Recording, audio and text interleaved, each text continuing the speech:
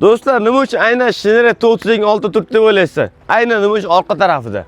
Akalar, mashinamiz full bo'ladi akalar. 1.5 atmosferli motor, 115 ta ot kuchi bor akalar. Zadniy kameralargacha mavjud. Tayyor akalar. Xohlasangiz zavodskiy galisi bor, xohlasangiz zavodskiy benzinlisi bor akalar. Gruza podъемniki 1.5 tonna.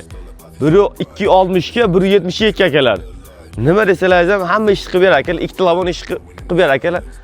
1.5 tonna degan mazza akalar. Xohlasangiz oilada yurasiz, 5 kishilik kamera olib keling buyoqqa. Do'stlar, T32 imizning hamma qulayliklari bor. Monitori bor, zadniy kameralari bor va aytib o'tdim akalar, ABS tormoz, elektron rul, konditsionerlar va yozuvchilar 5 kishilik oilaviy do'stlar davrasida ishlarim. Xohlagan joylaringiz ketaverasizlar. Firmalarga ishchilarni olib yurganda ham mazza. Akalar, mashinamiz tanlarxini aytib o'tib ketaman. Zavodskiy galisi 183 million, benzinlisi 172,5 million.